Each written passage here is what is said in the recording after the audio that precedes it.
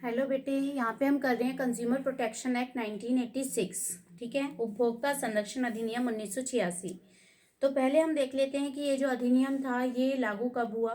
ठीक, तो 1986 में, दिसंबर 1986 में इसको पास किया गया था संसद द्वारा। दिसंबर 1986 में संसद द्वारा इसको पास किया गया था। ठीक है, और 1 जुलाई 1987 को 1 जुलाई 1987 को इसको जम्मू कश्मीर राज्य को छोड़कर, ठीक है, बाकी समस्त भारत में लागू कर दिया गया था। ओके, 1993 और 2003, 1993 और 2003 में इसमें कुछ अमेंडमेंट्स किए गए थे। ठीक है, संशोधन, इसमें कुछ संशोधन हुए थे, अमेंडमेंट्स हुए थे। और ये ठीक, इसमें कुछ संशोधन किए गए थे 1993 और 2003 में। और इसके अंतर्गत जो ये अधिनियम जो है ये सभी प्रकार की वस्तुओं और सेवाओं पर लागू होता है। अभी हम इसके साइलेंट फीचर्स देखेंगे कि क्या क्या फीचर्स हैं इसके। और इसमें उपभोक्ता संरक्षण परिषद यानी कि कंज्यूमर प्रोटेक्शन काउंसिल्स स्थापित करने की व्यवस्था है। ठीक है, क्या स्थापित करने हैं? कंज्यूमर प्रोटेक्शन काउंसिल्स इसके अंदर स्थापित करने की व्यवस्था की गई है। ओके, अब हम देख लेते हैं कि इसके फीचर्स क्या क्या हैं।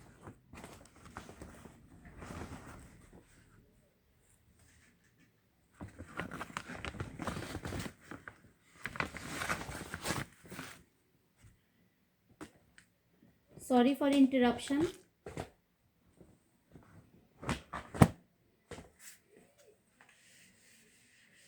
ओके, अभी हम इसके फीचर्स देखते हैं, साइलेंट फीचर्स क्या क्या है हमारे इस उपभोक्ता संरक्षण अधिनियम के।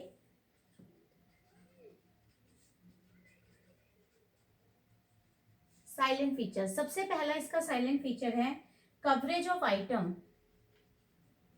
Coverage of items. ठीक है, कवरेज ऑफ आइटम्स का क्या मतलब है? मदों का फैलाव, कि इसका जो क्षेत्र है वो कहाँ तक है। तो इसकी जो मदें हैं इसमें सभी प्रकार की वस्तुओं और सेवाओं को शामिल किया जाता है, जब तक कि जो हमारी सेंट्रल गवर्नमेंट है वो किसी विशेष अधिनियम द्वारा किसी वस्तु को इससे अलग नहीं कर देती है, इससे मुक्त नहीं कर देती है, तो तब तक इसके अंदर सभी वस्तुएं और सेवाएं आती हैं। ठीक है, दूसरा पॉइंट है coverage of sectors.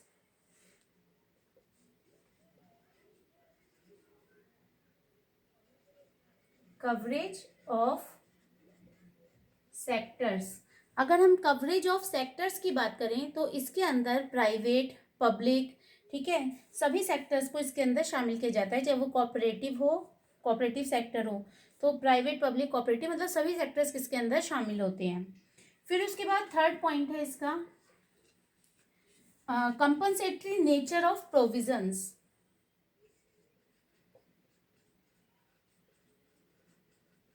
Compensatory nature of provisions. Compensatory nature of provisions का क्या मतलब है कि उपभोक्ताओं की मदद के लिए, जो हमारे कंज्यूमर्स हैं उनकी मदद के लिए बहुत सारे अधिनियम पास किए गए हैं, तो इनका लाभ तो कंज्यूमर उठाएगा ही। तो उपभोक्ता संरक्षण अधिनियम यदि उपभोक्ता चाहे तो उन्हें अतिरिक्त मदद प्रदान करता है। इस अधिनियम के प्रावधान की जो प्रकृति होती है वो क्षतिपूरक अथवा अतिरिक्त मदद प्रदान करने की है। क्षतिपूरक का मतलब है कि अगर मान लो किसी को किसी चीज की वजह से कोई हानि होती है, लॉस होता है, तो उस लॉस की पूर्ति कौन करवाएगा? ये एक्ट करवाता है, इस एक्ट के अकॉर्डिंग। ठीक है, और उनको अतिरिक्त मदद भी प्रदान करते हैं। सिर्फ उनकी लॉस के अलावा, मान लो कि मुझे सपोज 500 रुपये का नुकसान हो गया किसी प्रोडक्ट की वजह से, तो जब मैंने कंज्यूमर कोर्ट में डाला तो ये इस एक्ट की वजह से मुझे 500 रुपये तो मिले, यानी कि मेरी क्षतिपूर्ति तो हुई, जो मेरा नुकसान हुआ उसकी भरपाई तो होगी, साथ में मुझे एक्स्ट्रा जो भी मेरे भाई और खर्चे हुए उसकी मदद भी मुझे की जाएगी। बात समझ आई? उसके बाद नेक्स्ट आता है इसमें हमारा fourth point, group of consumers right. Group of consumers right. ठीक है, ग्रुप ऑफ कंज्यूमर राइट्स का क्या मतलब है कि ये जो हमारे कंज्यूमर्स हैं उनको बहुत सारे अधिकार प्रदान करता है। अधिकार कैसे अधिकार? सेफ्टी का, ठीक है, सुरक्षा का अधिकार, इंफॉर्मेशन मतलब सूचना प्राप्त करने का अधिकार, चयन मतलब चॉइस का अधिकार, प्रतिनिधित्व मतलब रिप्रेजेंटेटिव, आप अपने आप को शामिल रख सकते हो, अपना मुद्दा रख सकते हो, रिड्रेसल मतलब आपको उपचार का अधिकार है, आपको उसकी रेमेडी दी जाएगी जो भी आपका नुकसान हुआ है, और इसके अलावा आपको एजुकेशन का भी इसमें राइट है, ठीक है, अपने बारे में जानने का, इसके विषय में और जानकारी प्राप्त करने का भी आपको राइट है। ओके, उसके बाद आता है हमारा 5th पॉइंट, प्रभावी संरक्षण मतलब effective safeguard.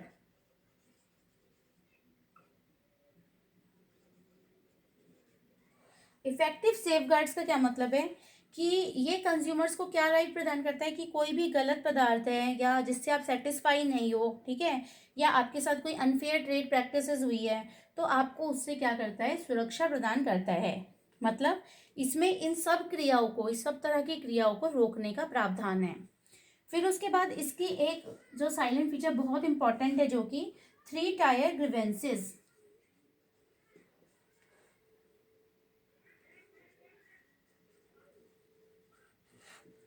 3 tyre grievances, 3 tyre grievances जैसा कि हम इसके मीनिंग में बता चुके हैं पहले, हमारी जो मैंने फर्स्ट वीडियो भेजी थी, कि 3 टायर ग्रीवेंसेस, इसमें 3 स्तरीय न्यायिक तंत्र है।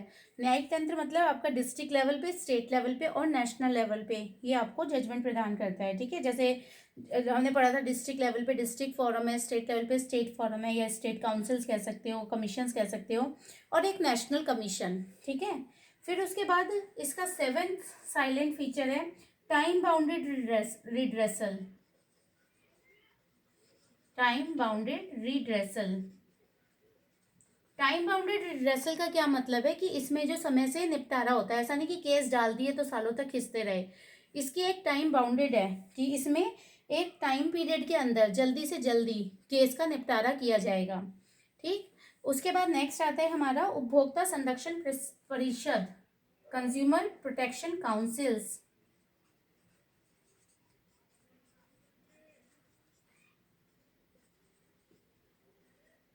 कंज्यूमर प्रोटेक्शन काउंसिल्स की उपभोक्ता संरक्षण के पक्ष में, मतलब उसके फेवर्स और कॉजेस को बढ़ावा देने के लिए और उपभोक्ताओं को शिक्षित करने के लिए इसमें काउंसिल्स बनाई गई हैं, ताकि लोग अपने राइट्स के बारे में वहाँ जान सकें और अपने केसेस को हम फाइल कर सकें, ठीक है। तो काउंसिल्स बनी हुई है इसमें लोगों को एजुकेट करने के लिए। ओके, तो these are the salient features of consumer protection act 1986। Okay, अब हम देखते हैं कि इसमें जो ग्राउंड ऑफ कंप्लेंट्स क्या होते हैं, ठीक। ग्राउंड फॉर कंप्लेंट्स,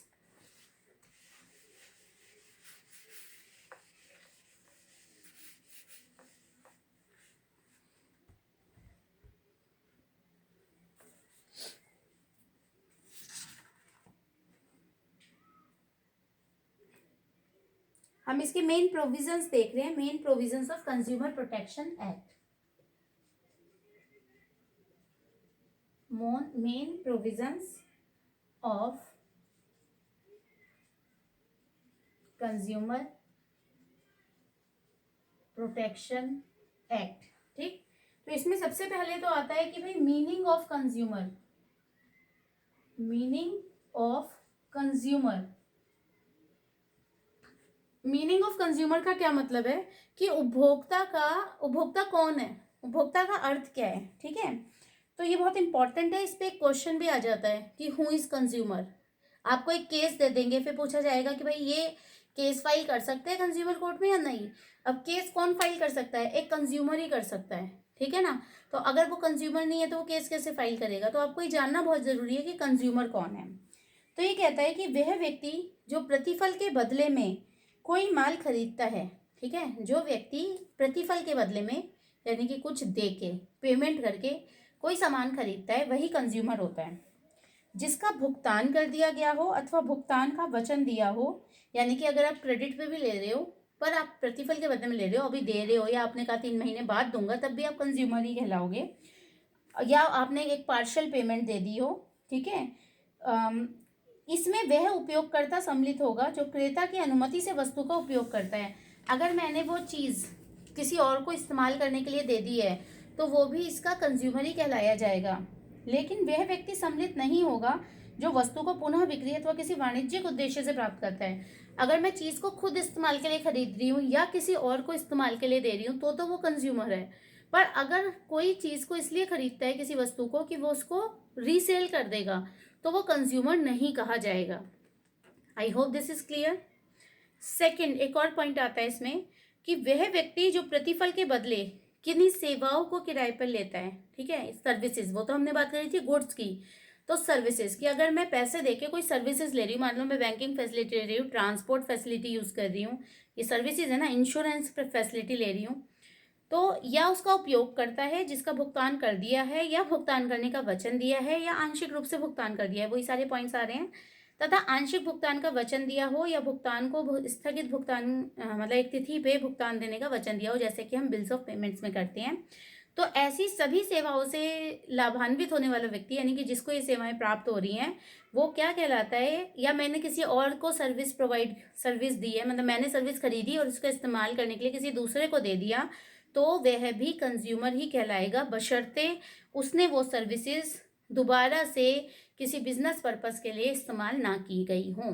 ठीक है, तो इन शॉर्ट कंज्यूमर कौन होता है, जो किन्हीं सर्विसेज का या गुड्स का इस्तेमाल अपने लिए कर रहा है या किसी दूसरे के लिए उसने खरीदी हैं पर कंजम्पशन के लिए खरीदी हैं, तो वो कंज्यूमर कहलाता है। अगर आप रीसेल के लिए या किसी बिजनेस एक्टिविटी के लिए ले रहे हैं तो वो आप तब आप कंज्यूमर नहीं कहे जाएंगे।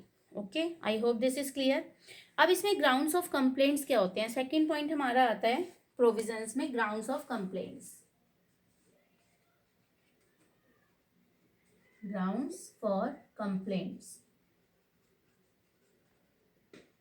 मतलब शिकायत के क्या क्या आधार हैं। ठीक है, तो सबसे पहला अनफेयर और रिस्ट्रिक्टिव ट्रेड प्रैक्टिसेस, मतलब अनुचित प्रतिबंधित व्यापार व्यवहार, कि जब उपभोक्ता किसी व्यापारी के अनुचित व्यवहार से पीड़ित होता है तो वह शिकायत दायर कर सकता है। फर्स्ट ग्राउंड है ये। ठीक है, कि कैसा, रिस्ट्रिक्टिव ट्रेड प्रैक्टिसेस के खिलाफ अगर कोई आपको, किसी ने आपको हार्म किया है, किसी ने अनफेयर ट्रेड प्रैक्टिस किया आपके साथ, तो आप इसके अंदर शिकायत दायर कर सकते हैं। यहाँ अनुचित व प्रतिबंधित व्यवहार का अर्थ जानना जरूरी होता है।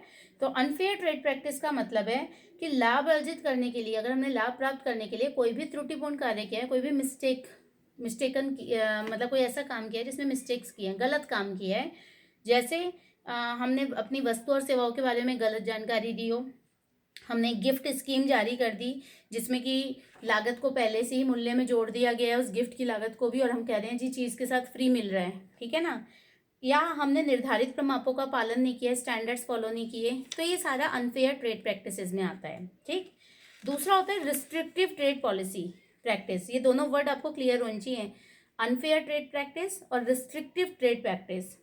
रिस्ट्रिक्टिव का मतलब होता है कि अगर हमने मतलब व्यापारी द्वारा उपभोक्ता को शर्त सहित माल या सेवा बेचना, शर्त सहित मतलब कि मान लो एक कार विक्रेता इस शर्त पर कार को बेचना कि क्रेता कार क्रय करने के साथ ही बीमा पॉलिसी भी लेगा। ठीक है, कि आप मुझसे कार खरीदोगे तो आप इसका इंश्योरेंस भी मुझसे करवाओगे, तो इसको रिस्ट्रिक्टिव ट्रेड प्रैक्टिस बोला जाता है। समझ आया? हम गलत सामान बेच रहे हैं, गलत जानकारी दे रहे हैं, तो वो कैसी हो गई, वो अनफेयर ट्रेड प्रैक्टिस हो गई। और रिस्ट्रिक्टिव का मतलब कि आप कोई शर्त लगा रहे हो कि मैं आपको सामान तभी बेचूंगा तब आप मेरी ये शर्त पूरी करेंगे। ठीक है, तो that is restrictive trade practice. I hope this is clear to you. तो इस शिकायत के आधार में ये पहला आधार था इसका, क्या था हमारा, अनफेयर, इसके अंदर फर्स्ट पॉइंट अनफेयर या रिस्ट्रिक्टिव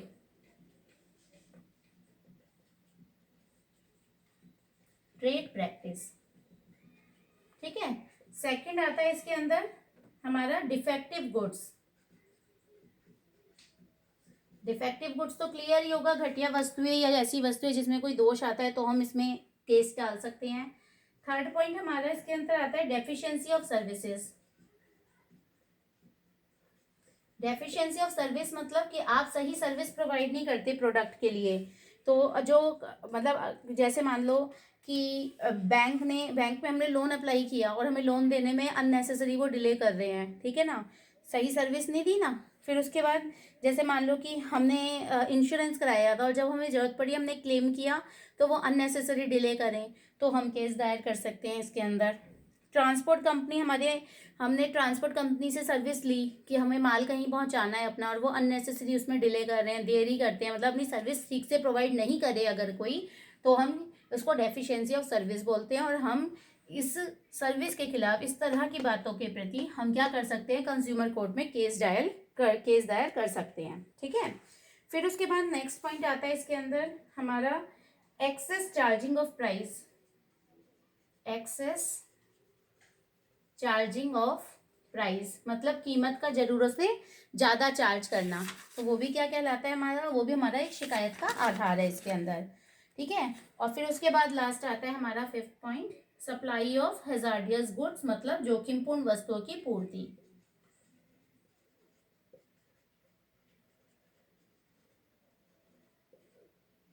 ठीक है, जोखिमपूर्ण वस्तुओं की पूर्ति, कि अगर हम गलत वस्तुओं की सप्लाई करते हैं तो वो भी हमारा एक शिकायत का आधार है, मतलब बेसिस ऑफ कंप्लेंट है, जिसके आधार पर हम क्या कर सकते हैं, अपना केस यहाँ पे फाइल कर सकते हैं। I hope this is clear to you.